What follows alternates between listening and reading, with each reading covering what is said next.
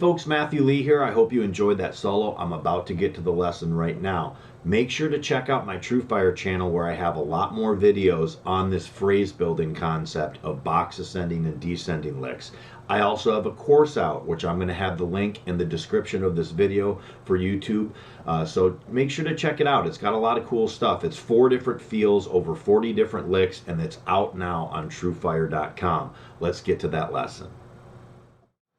Well, that was a cool little solo over a shuffle groove with 4 simple chords, okay? So what we're going to be using is all those different concepts that we've been talking about throughout this entire folder. Keep in mind, box licks are going to be in one position. You're not moving at all, okay?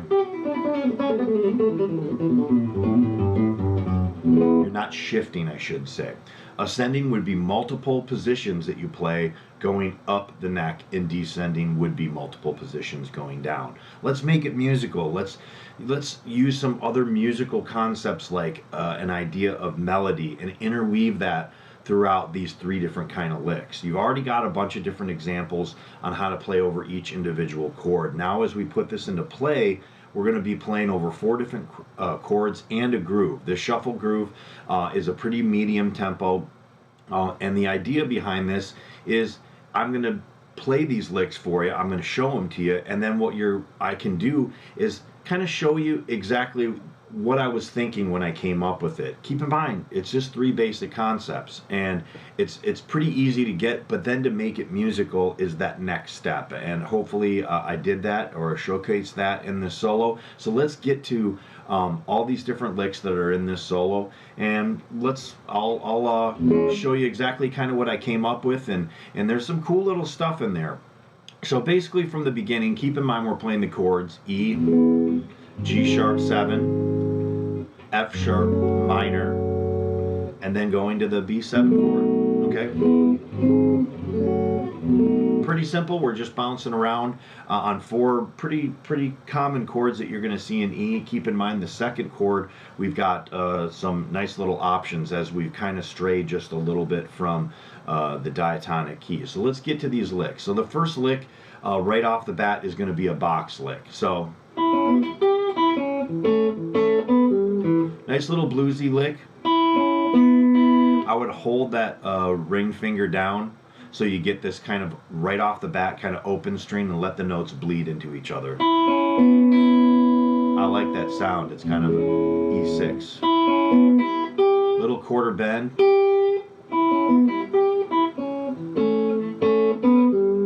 So that double stop lick right there, I'm kind of holding down with the index finger.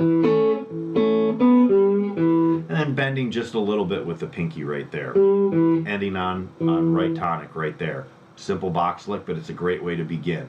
Next portion, we're going to go.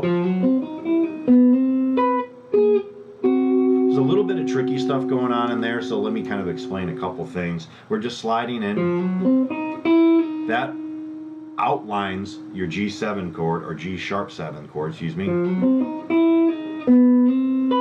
I like that kind of compound interval right there, so you're on the 5th fret of the G string and 7th fret of the E string. Creates a lot of tension, and then you're going to use your middle and your ring finger up here on the 8th fret, 9th fret. I like that resolving right there. That nicely outlines the chord. And keep in mind, now we've moved to an ascending type of pattern. So we go box and then ascending. It's different ways to kind of think about your soloing. So if you realize, hey, I just played like 5 box licks in a row, or you can only ascend so far, I guess, and descend so far. So those box licks are like the glue to all of your different types of techniques that you can use in putting these solos together and make them a cohesive thought. So that's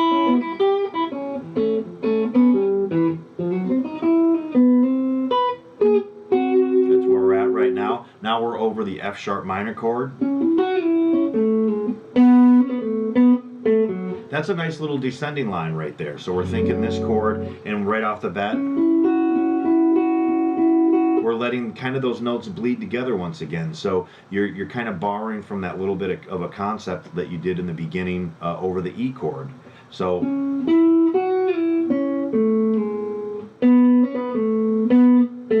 the one thing with this is, as you move throughout positions, fingering is vital. It's what finger that you use, and not only what finger that you use, is how to set up potentially the next part. Because if you're shifting through multiple positions, whether it go up or down, you need to make sure that you're using the proper fingers, because that can make or break your phrasing. So.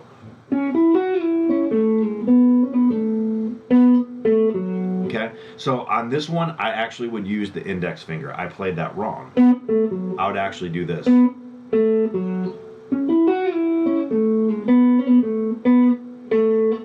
It sets it up a little bit nicer.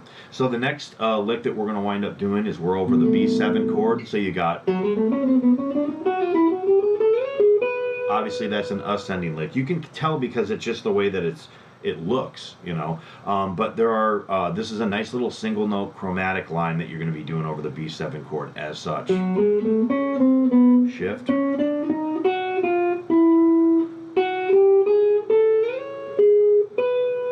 Okay, so that one right there, you're just kind of using some chromaticism, and as this is the fourth chord, it's kind of the climax of this short little progression. So I wanted to include something that's just a little bit.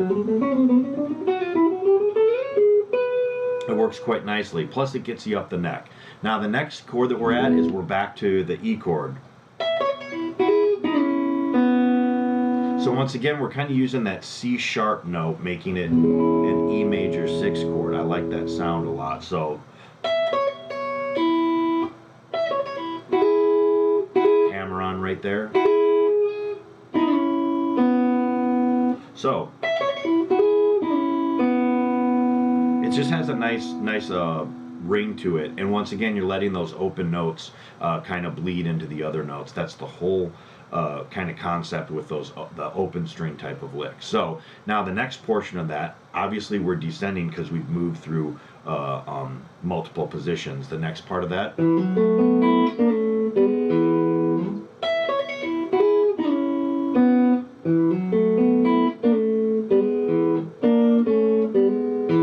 okay.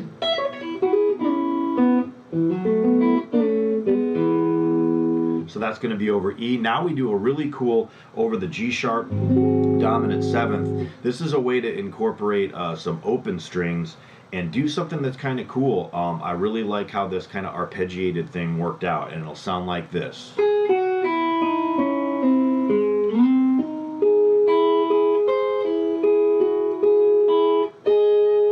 So the key point in this is making sure that that middle finger kind of just holds down over the final portion of this lick.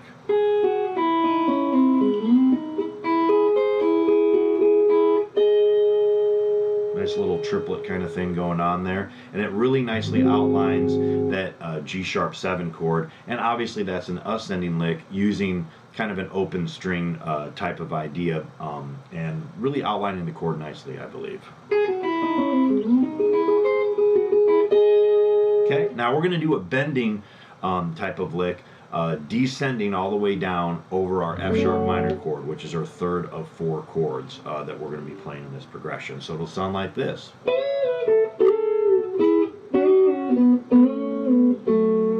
So this one right here, you're going to start out with your ring and your pinky. These is like double stops and bending. Now the next portion, I'd keep that index finger down. So you're bending this a full to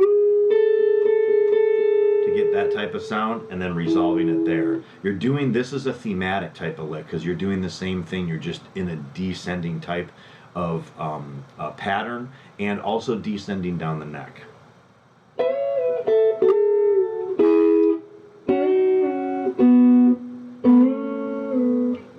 I like that. So you're doing a full step bend using that index finger and working your way down. It's a G bender type of idea, starting out with a B bender idea. G bender, G bender, G bender. And just kind of outlining that chord real nicely in a descending pattern. Now we're on the 5 chord. We're about ready to wrap it up. I like this ending lick. We're once again doing an open string lick, and we're going to do a very small ascending lick, then a box lick, and then end it.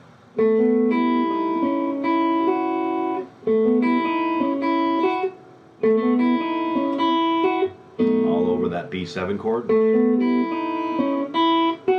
pinky on the 7th fret of the B string. So that's just a simple kind of setup ascending lick, and you can combine these in however you want. But if you noticed, I didn't do too many licks back to back to back. It was a box, then ascending, then a descending, then ascending, so on and so forth. So the recognition in your head is super important to be able to do that. So I would hold that ring finger down right here on the 10th fret because it's a double stop blues type of lick. So we've done this. Now we're here. The fingering of that is the easiest that I tried to do. You can do it other ways, but I'd recommend this way. So that ring finger's holding down on the 10th fret right there. And then just ending on a nice, safe sliding, either descending or ascending, however you want to do it, over the E chord. I think it's a nice, challenging solo that utilizes a lot of the licks that I always talk about as single note lines and open string licks, double stops, and bending, and weaving that within some sort of cohesive musical idea, all the while thinking in just these three simple concepts, which is going to be box patterns, ascending licks, and descending licks. And there you have it. That's going to be solo number 1 over that shuffle groove in the key of E. I hope you dug that.